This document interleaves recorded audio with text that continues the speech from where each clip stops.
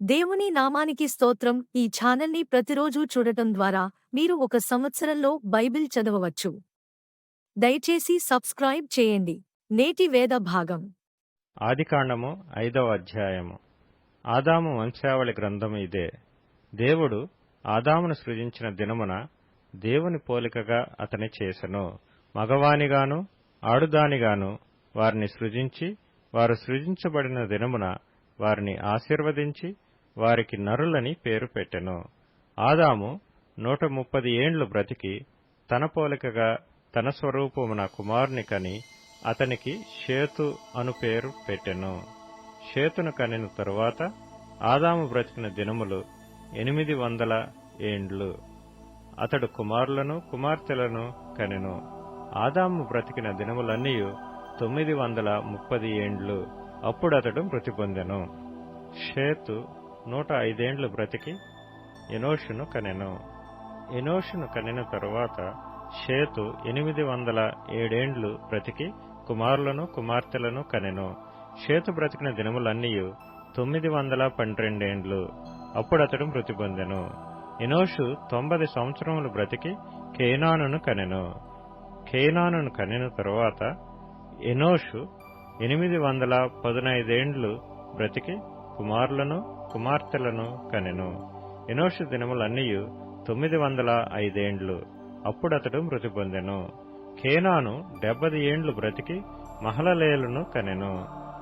మహలలేలును కనిన తరువాత కేనాను 840 ఏండ్లు బ్రతికి కుమారులను కుమార్తెలను కనెను. కేనాను దినములన్నీయు 910 ఏండ్లు. అప్పుడతడు మృతి పొందెను. మహలలేలు 65 ఏండ్లు బ్రతికి ఎరెదును కనెను. ఎరెదును కనిన తరువాత మహలలేలు 830 ఏండ్లు బ్రతికి కుమారులను కుమార్తెలను కనెను. మహలలేలు దినములన్నీయు 895 ఏండ్లు. అప్పుడతడు మృతి పొందెను. ఎరెదు 162 ఏండ్లు బ్రతికి హనోకును కనెను. హనోకును కనిన తరువాత ఎరెదు 800 ఏండ్లు బ్రతికి కుమారులను కుమార్తెలను కనెను. ఎరెదు దినములన్నీయు 962 ఏండ్లు. అప్పుడతడు మృతి పొందెను. హనోకు 65 ఏండ్లు బ్రతికి మెతూషెలను కనెను. హనోకు మెతూషెలను కనిన తరువాత 300 ఏండ్లు దేవునితో నడుచుచు కుమారులను కుమార్తెలను కనెను. హనోకు దినములన్నీయు 365 ఏండ్లు. హనోకు దేవునితో నడిచిన తరువాత దేవుడతనిని తీసుకొని పోయెను గనుక అతడు లేకపోయెను. మెతూషెల 187 ఏండ్లు బ్రతికి లెమెకును కనెను. మెతూషెల లెమెకును కనిన తరువాత 782 ఏండ్లు బ్రతికి కుమారులను కుమార్తెలను కనెను. మెతూషెల దినములన్నీయు 969 ఏండ్లు. అప్పుడతడు మృతి పొందెను. లెమెకు 182 ఏండ్లు బ్రతికి ఒక కుమారుని కని, భూమిని యెహోవా శపించినందువలన కలిగిన మన చేతుల కష్టము విషయములోను మన పని విషయములోను ఇతడు మనకు నెమ్మది కలుగు చేయుననుకొని అతనికి నోవహు అని పేరు పెట్టెను. లెమెకు నోవహును కనిన తరువాత 995 ఏండ్లు బ్రతికి కుమారులను కుమార్తెలను కనెను. లెమెకు దినములన్నీయు 777 ఏండ్లు. అప్పుడతడు మృతి పొందెను. నోవహు 500 ఏండ్లు గలవాడై షేమును హామును యాపెతును కనెను. ఆదికాండము 6వ అధ్యాయము.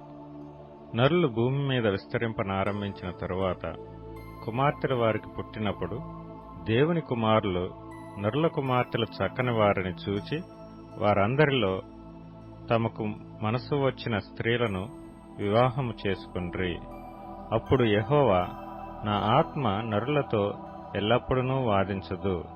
వారు తమ అక్రమ విషయంలో నరమాతృలై ఉన్నారు. అయినను వారి దినములు 120 ఏండ్లగునెను. ఆ దినములలో నెఫీలులను వారు భూమి మీద నుండిరి, తరువాతనూ ఉండిరి. దేవుని కుమారులు నరుల కుమార్తెలతో పోయినప్పుడు వారికి పిల్లలను కనిరి. పూర్వకాలమందు పేరు పొందిన శూరులు వీరే. నరుల చెడుతనము భూమి మీద గొప్పదనియు, వారి హృదయం యొక్క తలంపులలోని ఊహ అంతయు ఎల్లప్పుడూ కేవలము చెడ్డదనియు యెహోవా చూచి, తాను భూమి మీద నరులను చేసినందుకు యెహోవా సంతాపము నుండి తన హృదయములో నొచ్చుకొనెను. అప్పుడు యెహోవా, నేను సృజించిన నరులను, నరులతో కూడా జంతువులను, పురుగులను, ఆకాశ పక్ష్యాదులను భూమి మీద నుండకుండా తుడిచివేయదును. ఏలయనగా నేను వారిని సృష్టించినందుకు సంతాపము నొంది ఉన్నానెనెను. అయితే నోవహు యెహోవా దృష్టియందు కృప పొందినవాడాయెను. నోవహు వంశావళి ఇదే. నోవహు నీతిపరుడును, తన తరములో నిందారహితుడనై ఉండెను. నోవహు దేవునితో కూడా నడిచినవాడు. షేము, హాము, యాపెతను ముగ్గురు కుమారులను నోవహు కనెను. భూలోకము దేవుని సన్నిధిని చెడిపోయి ఉండెను. భూలోకము బలాత్కారంతో నిండియుండెను. దేవుడు భూలోకమును చూచినప్పుడు అది చెడిపోయి ఉండెను. భూమి మీద సమస్త శరీరులు తమ మార్గమును చెరిపివేసుకొని ఇండిరి. దేవుడు నోవహుతో, సమస్త శరీరుల మూలముగా భూమి బలాత్కారంతో నిండియున్నది గనుక నా సన్నిధిని వారి అంతము వచ్చియున్నది. ఇదిగో వారిని భూమితో కూడా నాశనము చేయుదును. చితిసారకపు రాణుతో నీ కొరకు ఓడను చేసుకొనుము. అరలు పెట్టి ఆ ఓడను చేసి లోపటను వెలుపటను దానికి కీలు పూయవలెను. నీవు దాని చేయవలసిన విధమిది. ఆ ఓడ 300 మూరలు పొడుగును, 50 మూరల వెడల్పును, 30 మూరల ఎత్తును గలదై ఉండవలెను. ఆ ఓడకు కిటికీ చేసి పైనుండి మూరెడు క్రిందికి దాన్ని ముగించవలెను. ఓడ తలుపు దాని ప్రక్కన ఉంచవలెను. క్రింది అంతస్తు, 2వ అంతస్తు, 3వ అంతస్తు గలదిగా దాని చేయవలెను. ఇదిగో నేనే జీవవాయువు గల సమస్త శరీరులను ఆకాశము క్రింద నుండకుండా నాశనము చేయుటకు భూమి మీదికి జల ప్రవాహము రప్పించుతున్నాను. లోకమందున్న సమస్తమును చనిపోవును. అయితే నీతో నా నిబంధన స్థిరపరచుదును. నీవును నీతో కూడా నీ కుమారులను, నీ భార్యయు, నీ కోడండ్రును ఆ ఓడలో ప్రవేశింపవలెను. మరియు నీతో కూడా వాటిని బ్రతికించి ఉంచుకొనుటకు సమస్త జీవులలో, అనగా సమస్త శరీరుల యొక్క ప్రతి జాతిలోనివి 2 చొప్పున నీవు ఓడలోనికి తేవలెను. వాటిలో మగదియు ఆడుదియు నుండవలెను. నీవు వాటిని బ్రతికించి ఉంచుకొనుటకై వాటి వాటి జాతుల ప్రకారము పక్షులలోను, వాటి వాటి జాతుల ప్రకారము జంతువులలోను, వాటి వాటి జాతుల ప్రకారము నేలను ప్రాకు వాటన్నిటిలోనూ ప్రతి జాతిలో 2 చొప్పున నీ యొద్దకు అవి వచ్చును. మరియు తినుటకు నానా విధములైన ఆహార పదార్థములను కూర్చుకొని నీ దగ్గర ఉంచుకొనుము. అవి నీకును వాటికి నీ ఆహారమగునని చెప్పెను. నోవహు అట్లు చేసెను. దేవుడు అతనికి ఆజ్ఞాపించిన ప్రకారం యావత్తు చేసెను. మత్తయి సువార్త 5వ అధ్యాయం. ఆయన ఆ జన సమూహములను చూచి కొండ ఎక్కి కూర్చుండగా ఆయన శిష్యులు ఆయన యొద్దకు వచ్చిరి. అప్పుడు ఆయన నోరు తెరిచి ఇలాగు బోధింపసాగెను. ఆత్మ విషయమై దీనులైన వారు ధన్యులు, పరలోక రాజ్యము వారిది. దుఃఖపడువారు ధన్యులు, వారు ఓదార్చబడుదురు. సాత్వికులు ధన్యులు, వారు భూలోకమును స్వతంత్రించుకొందురు. నీతి కొరకు ఆకలి దప్పులు గలవారు ధన్యులు, వారు తృప్తిపరచబడుదురు. కనికరము గలవారు ధన్యులు, వారు కనికరము పొందుదురు. హృదయ శుద్ధి గలవారు ధన్యులు, వారు దేవుని చూచెదరు. సమాధానపరుచువారు ధన్యులు, వారు దేవుని కుమారులనబడుదురు. నీతి నిమిత్తము హింసింపబడువారు ధన్యులు, పరలోక రాజ్యము వారిది. నా నిమిత్తము జనులు మిమ్మును నిందించి హింసించి మీ మీద అబద్ధముగా చెడ్డ మాటలెల్ల పలుకునప్పుడు మీరు ధన్యులు. సంతోషించి ఆనందించుడి, పరలోకమందు మీ ఫలము అధికమగును. ఈలాగున వారు మీకు పూర్వమందుండిన ప్రవక్తలను హింసించిరి. మీరు లోకమునకు ఉప్పయ్యున్నారు. ఉప్పు నిస్సారమైతే అది దేనివలన సారము పొందును? అది బయట పారవేయబడి మనుష్యుల చేత త్రొక్కబడుటకే గాని మరి దేనికినీ పనికిరాదు. మీరు లోకమునకు వెలుగయ్యున్నారు. కొండ మీద నుండి పట్టణము మరుగై ఉండనేరదు. మనుష్యులు దీపము వెలిగించి కుంచము క్రింద పెట్టరు, కాని అది ఇంట నుండి వారికందరికీ వెలిగిచ్చుటకై దీపస్తంభము మీదనే పెట్టుదురు. మనుష్యులు మీ సత్క్రియలను చూచి పరలోకమందున్న మీ తండ్రిని మహిమపరుచునట్లు వారి ఎదుట మీ వెలుగు ప్రకాశింపనీయుడి. ధర్మశాస్త్రమునైనను ప్రవక్తల వచనములనైనను కొట్టివేయవచ్చితనని తలంచవద్దు. నెరవేర్చుటకే గాని కొట్టివేయుటకు నేను రాలేదు.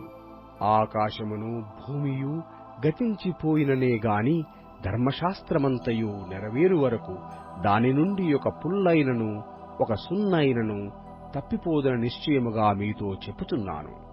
కాబట్టి ఈ యాజ్ఞలలో మిగులు అల్పమైన యొక్క దానినైనను మీరి మనుష్యులకు అలాగున చేయు బోధించువాడెవడో వాడు పరలోక రాజ్యములో మిగుల అల్పుడనబడును. అయితే వాటిని గైకొని బోధించువాడెవడో వాడు పరలోక రాజ్యములో గొప్పవాడనబడును. శాస్త్రుల నీతి కంటెను పరిసయ్యుల నీతి కంటెను మీ నీతి అధికము కాని ఎడల మీరు పరలోక రాజ్యములో ప్రవేశింపనేరని మీతో చెప్పుచున్నాను. నరహత్య చేయవద్దు. నరహత్య చేయువాడు విమర్శకులో నగునని పూర్వీకులతో చెప్పబడిన మాట మీరు విన్నారు గదా. నేను మీతో చెప్పునదేమనగా, తన సహోదరుని మీద కోపపడు ప్రతివాడు విమర్శకు లోనగును. తన సహోదరుని చూచి వ్యర్థుడా అని చెప్పువాడు మహాసభకు లోనగును. ద్రోహి అని చెప్పువాడు నరకాగ్నికి లోనగును. కావున నీవు బలిపీఠమునొద్ద అర్పణము నర్పించుచుండగా నీ మీద నీ సహోదరునికి విరోధమేమైనను కలదని అక్కడ నీకు జ్ఞాపకము వచ్చిన ఎడల అక్కడ బలిపీఠమునెదుటనే నీ అర్పణము విడిచిపెట్టి మొదట వెళ్లి నీ సహోదరునితో సమాధానపడము. అటు తరువాత వచ్చి నీ అర్పణము నర్పింపుము. నీ ప్రతివాదితో నీవును త్రోవలో ఉండగానే త్వరగా వానితో సమాధానపడము. లేని ఎడల ఒకవేళ నీ ప్రతివాది నిన్ను న్యాయాధిపతికి అప్పగించును, న్యాయాధిపతి నిన్ను బంట్రోత్తుకు అప్పగించును. అంతట నీవు చెరసాలలో వేయబడదువు. కడపటి కాసు చెల్లించు వరకు అక్కడ నుండి నీవు వెలుపలికి రానేరవని నీతో నిశ్చయముగా చెప్పుచున్నాను. వ్యభిచారము చేయవద్దని చెప్పబడిన మాట మీరు విన్నారు గదా. నేను మీతో చెప్పునదేమనగా, ఒక స్త్రీని మోహపు చూపుతో చూచు ప్రతివాడు అప్పుడే తన హృదయమందు ఆమెతో వ్యభిచారము చేసిన వాడగును. నీ కుడి కన్ను నిన్ను అభ్యంతరపరిచిన ఎడల దాని పెరికి నీ యొద్ద నుండి పారవేయుము. నీ దేహమంతయు నరకములో పడవేయబడకుండా నీ అవయవములలో ఒకటి నశించుట నీకు ప్రయోజనకరము గదా. నీ కుడి చెయ్య నిన్ను అభ్యంతరపరిచిన ఎడల దాని నరికి నీ యొద్ద నుండి పారవేయుము. నీ దేహమంతయు నరకములో పడకుండా నీ అవయవములలో ఒకటి నశించుట నీకు ప్రయోజనకరము గదా. తన భార్యను విడనాడువాడు ఆమెకు పరిత్యాగ పత్రిక ఇయ్యవలనని చెప్పబడియున్నది గదా. నేను మీతో చెప్పునదేమనగా, వ్యభిచార కారణమును బట్టి గాక తన భార్యను విడనాడు ప్రతివాడును ఆమెను వ్యభిచారిణిగా చేయుచున్నాడు. విడనాడబడిన దానిని పెండ్లాడువాడు వ్యభిచరించుచున్నాడు. మరియు నీవు అప్రమాణము చేయక నీ ప్రమాణములను ప్రభువునకు చెల్లింపవలనని పూర్వీకులతో చెప్పబడిన మాట మీరు విన్నారు గదా.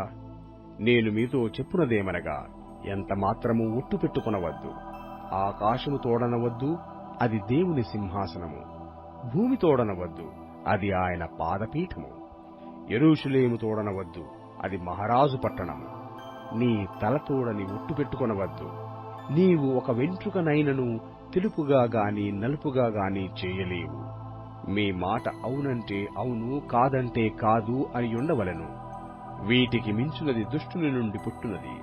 కంటికి కన్ను, పంటికి పళ్ళు అని చెప్పబడిన మాట మీరు విన్నారు గదా.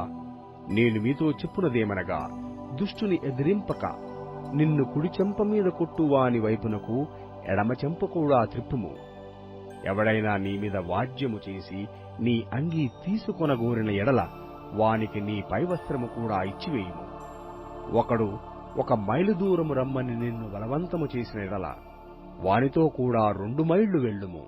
నిన్ను అడుగువానికిమ్ము. నిన్ను అప్పు అడుగ గోరువాని నుండి నీ ముఖము త్రిప్పుకొనవద్దు. నీ పొరుగువాని ప్రేమించి నీ శత్రువును ద్వేషించమని చెప్పబడిన మాట మీరు విన్నారు గదా.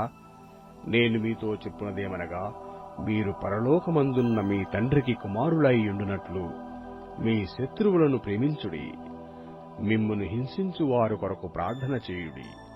ఆయన చెడ్డవారి మీదనూ మంచివారి మీదనూ తన సూర్యుని ఉదయింపజేసి నీతిమంతుల మీదనూ అనీతిమంతుల మీదనూ వర్షము కురిపించుచున్నాడు.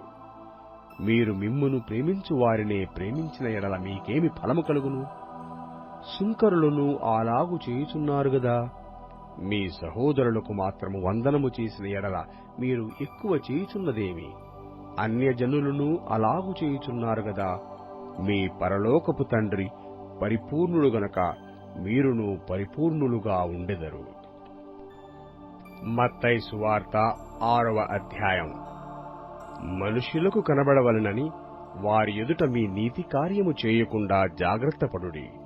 లేని ఎడల పరలోకమందున్న మీ తండ్రి యొద్ద మీరు ఫలము పొందరు. కావున నీవు ధర్మము చేయునప్పుడు మనుష్యుల వలన ఘనత నొందవలనని వేషధారులు సమాజ మందిరములలోనూ వీధులలోనూ చేయులాగున నీ ముందర బూర ఊదింపవద్దు. వారు తమ ఫలము పొందియున్నారని నిశ్చయముగా మీతో చెప్పుచున్నాను. నీవైతే ధర్మము చేయునప్పుడు నీ ధర్మము రహస్యముగా నుండు నిమిత్తము నీ కుడి చెయ్య చేయునది నీ ఎడమ చేతికి తెలియకై ఉండవలను. అట్లయితే రహస్యమందు చూచు నీ తండ్రి నీకు ప్రతిఫలమిచ్చును. మరియు మీరు ప్రార్థన చేయునప్పుడు వేషధారుల వలె ఉండవద్దు. మనుషులకు కనబడవలనని సమాజ మందిరములలోనూ వీధుల మూలలలోనూ నిలిచి ప్రార్థన చేయుట వారికిష్టము. వారు తమ ఫలము పొందియున్నారని నిశ్చయముగా మీతో చెప్పుచున్నాను. నీవు ప్రార్థన చేయునప్పుడు నీ గదిలోనికి వెళ్లి తలుపు వేసి రహస్యమందున్న నీ తండ్రికి ప్రార్థన చేయుము. అప్పుడు రహస్యమందు చూచు నీ తండ్రి నీకు ప్రతిఫలమిచ్చును. మరియు మీరు ప్రార్థన చేయునప్పుడు అన్యజనుల వలె వ్యర్థమైన మాటలు వచింపవద్దు. విస్తరించి మాటలాడుట వలన తమ మనవి వినబడునని వారు తలంచుచున్నారు. మీరు వారి వలె ఉండకుడి. మీరు మీ తండ్రిని అడగక మునుపే మీకు అక్కరగానున్నవేవో ఆయనకు తెలియను. కాబట్టి మీరీలాగు ప్రార్థన చేయుడి. పరలోకమందున్న మా తండ్రి, నీ నామము పరిశుద్ధపరచుబడుగాక. నీ రాజ్యము వచ్చుగాక. నీ చిత్తము పరలోకమందు నెరవేరుచుచున్నట్లు భూమియందును నెరవేరునుగాక. మా అనుదినాహారము నేడు మాకు దయచేయుము. మా రుణస్థులను మేము క్షమించియున్న ప్రకారము మా రుణములు క్షమించుము. మమ్మును శోధనలోకి తేక దుష్టుని నుండి మమ్మును తప్పించుము. మనుష్యుల అపరాధములను మీరు క్షమించిన ఎడల మీ పరలోకపు తండ్రియు మీ అపరాధములను క్షమించును. మీరు మనుష్యుల అపరాధములను క్షమింపకపోయిన ఎడల మీ తండ్రియు మీ అపరాధములను క్షమింపడు. మీరు ఉపవాసము చేయునప్పుడు వేషధారుల వలె దుఃఖముఖులై ఉండకుడి. తాము ఉపవాసము చేయుచున్నట్టు మనుష్యులకు కనబడవలనని వారు తమ ముఖములను వికారము చేసుకొందురు. వారు తమ ఫలము పొందియున్నారని నిశ్చయముగా మీతో చెప్పుచున్నాను. ఉపవాసము చేయుచున్నట్టు మనుష్యులకు కనబడవలనని కాక రహస్యమందున్న నీ తండ్రికే కనబడవలనని నీవు ఉపవాసము చేయునప్పుడు నీ తల అంటుకొని నీ ముఖము కడుగుకొనుము. అప్పుడు రహస్యమందు చూచుచున్న నీ తండ్రి నీకు ప్రతిఫలమిచ్చును. భూమి మీద మీ కొరకు ధనమును కూర్చుకొనవద్దు. ఇక్కడ చిమ్మెటయు తుప్పును తినివేయును. దొంగలు కన్నెము వేసి దొంగిలెదరు. పరలోకమందు మీ కొరకు ధనమును కూర్చుకొనుడి. అచ్చట చిమ్మెటయైనను తుప్పైనను దాని తినివేయదు. దొంగలు కన్నము వేసి దొంగిలరు. నీ ధనమెక్కడ నుండునో అక్కడనే నీ హృదయము ఉండును. దేహమునకు దీపము కన్నే గనక నీ కన్ను తేటగా ఉండిన ఎడల నీ దేహమంతయు వెలుగుమయమైయుండును. నీ కన్ను చెడినదైతే నీ దేహమంతయు చీకటిమయమైయుండును. నీలోనున్న వెలుగు చీకటి అయ్యుండిన ఎడల ఆ చీకటి ఎంతో గొప్పది. ఎవడునూ 2 యజమానులకు దాసుడుగా నుండనేరడు. అతడు ఒకని ద్వేషించి ఒకని ప్రేమించును, లేదా ఒకని పక్షముగా నుండి ఒకని తృణీకరించును. మీరు దేవునికిని సిరికిని దాసులుగా నుండనేరరు. అందువలన నేను మీతో చెప్పునదేమనగా, ఏమి తిందుమో ఏమి త్రాగుదుమో అని మీ ప్రాణమును గూర్చి అయినను, ఏమి ధరించుకుందుమో అని మీ దేహమును గూర్చి అయినను చింతింపకుడి. ఆహారము కంటే ప్రాణమును, వస్త్రము కంటే దేహమును గొప్పవి కావా? ఆకాశ పక్షులను చూడుడి, అవి విత్తవు, కోయవు, కొట్లలో కూర్చుకొనవు, అయినను మీ పరలోకపు తండ్రి వాటిని పోషించుచున్నాడు. మీరు వాటికంటే బహుశ్రేష్ఠులు కారా? మీలో నెవడు చింతించుట వలన తన ఎత్తు మూరెడెక్కువ చేసుకొనగలడు? వస్త్రములను గూర్చి మీరు చింతింపనేలా? అడవి పువ్వులు ఎలాగు నిదుగుచున్నవో ఆలోచించుడి. అవి కష్టపడవు, వడకవు, అయినను తమ సమస్త వైభవముతో కూడిన సొలొమోను సహితము వీటిలో నొకదాని వలనైనను అలంకరింపబడలేదు. నేడుండి రేపు పొయ్యలో వేయబడు అడవి గడ్డిని దేవుడీలాగా అలంకరించిన ఎడల అల్ప విశ్వాసులారా, మీకు మరి నిశ్చయముగా వస్త్రములు ధరింపజేయును గదా. కాబట్టి ఏమి తిందుమో ఏమి త్రాగుదుమో ఏమి ధరించుకుందుమో అని చింతింపకుడి. అన్యజనులు వీటన్నిటి విషయమై విచారింతురు.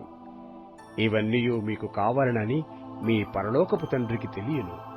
కాబట్టి మీరు ఆయన రాజ్యమును నీతిని మొదట వెతుకుడి, అప్పుడవన్నీయు మీకనుగ్రహింపబడును.